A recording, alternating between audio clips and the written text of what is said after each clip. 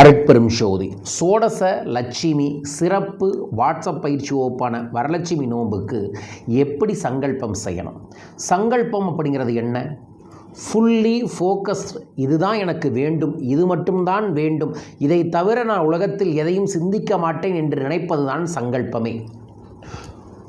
குறிக்கோள் இல்லாத வாழ்க்கை குருட்டு வாழ்க்கை என்று சொல்வார்கள். அதுபோல் ஒரு பயிற்சியாக இருந்தாலும் சரி, ஒரு நாளாக இருந்தாலும் சரி, ஒரு செயலாக இருந்தாலும் சரி, இதற்காகத்தான் நான் செய்கின்றேன் என்கின்ற தெளிவு எவனிடம் இருக்கின்றதோ அவனுக்கு மட்டும்தான் அந்த விஷயம் கைகூடி வரும்.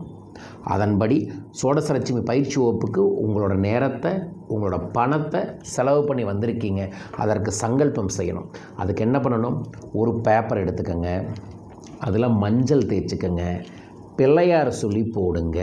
பிள்ளையார் சொல்லி போட்ட உடனேயே அங்கே ஸ்ரீம் ஸ்ரீம் இது மகாலட்சுமி தாயோட சூட்சமமான மூல மந்திரம். இப்போ ஓம் பிரணவ மந்திரம், ஸ்ரீம் மகாலட்சுமியோட ஃப்ரீக்வன்சி மூல மந்திரம், க்ளீம் காளி தெய்வத்தோட மூல மந்திரம். இதெல்லாம் எங்கிருந்துங்க எடுத்தீங்க அப்படின்னு கேட்டால், நமது சித்தர்கள், நமது முன்னோர்கள் ஒவ்வொரு உயிரினங்களும் எவ்வாறு தொடர்பு கொள்கின்றது இந்த பிரபஞ்சத்தைன்னு கவனிக்கும்போது ஸ்ரீம் அப்படின்னு வரக்கூடிய ஃப்ரீக்வன்சியை அறிவியல் பூர்வமாக பார்த்தோம்னா 530 ஹிசாசெட் அப்படின்னு சொல்லுவாங்க. அதாவது ஃப்ரீக்வன்சியை மெஷர் பண்ணக்கூடியது ஹிசாசெட்னு சொல்லுவாங்க. அந்த ஹிசாசெட்டில் ஸ்ரீம் அப்படிங்கிற சப்தத்தை நம்ம உடம்புல இருக்கக்கூடிய நர்வ் சிஸ்டம்ஸ் கேட்கும்போது அந்த நர்வ் சிஸ்டம்ஸ் என்ன பண்ணும் அப்படின்னா, நம்மளை வெல்த்தியஸ்ட் பர்சனாக மாறக்கூடிய தன்மையை ஏற்படுத்தி தரும். ஸோ அதுதான் இந்த ஸ்ட்ரீமோட ரகசியமே. பிள்ளையார் சொல்லி போட்டு ஸ்ட்ரீம் போட்டு ஏன் எதற்கு இந்த பயிற்சிக்கு வந்தீங்க அப்படிங்கிறத அழகாக எழுதுங்க.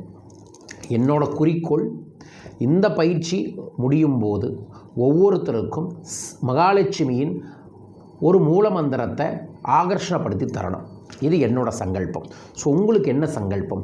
எனக்கு ஒரு 50,000 ரூபாய் பணம் வேணும், 1 லட்ச ரூபாய் பணம் வேணும், எனக்கு இந்த காரிய தடை சரியாகணும், நான் இந்த விஷயத்தை முடிக்கணும் அப்படின்னு உங்களுக்கு என்ன தோணுதோ அந்த சங்கல்பத்தை எழுதி அந்த ஷீட்டில் மஞ்சள் தேய்ச்சி அந்த ஷீட்டை உருட்டி, அதாவது சுருட்டி பச்சை கலர் நூல் கட்டி உங்கள் பூஜை அறையில் வையுங்க. வச்சதுக்கப்புறம் அந்த முடிச்சில் புணுகும் குங்குமமும் வச்சுருங்க. இந்த 9 நாட்களும் பூஜை அறையிலேயே இருக்கட்டும். 9 நாட்கள் கழித்து இந்த விஷயத்தோட உங்கள் மனசுக்கு தோணக்கூடிய காணிக்கையை வச்சு உங்கள் ஊரில் இருக்கக்கூடிய ஏதோ ஒரு அம்மன் கோயில் உண்டியலில் போட்டு விடுங்கள். புரிஞ்சுதுங்களா? இதுதான் சங்கல்பம். இந்த சங்கல்பத்தை அடைய வைப்பதற்கு இந்த பயிற்சி உங்களுக்கு நான் நடத்துகிறேன். இந்த சங்கல்பத்தை அடைவதற்காகத்தான் நீங்களும் தினமும் இந்த பயிற்சியை உங்களோட கவனத்தை குவித்து செயல்படுத்துங்கள்.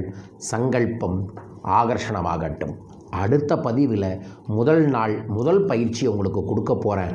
அந்த பயிற்சி உங்கள் லைஃப்பை அப்படிங்கிறக்குள்ள மேஜிக்கை ஏற்படுத்தணும்னு நினைக்கிறீங்களா? வாருங்கள் அடுத்த பதிவுக்கு.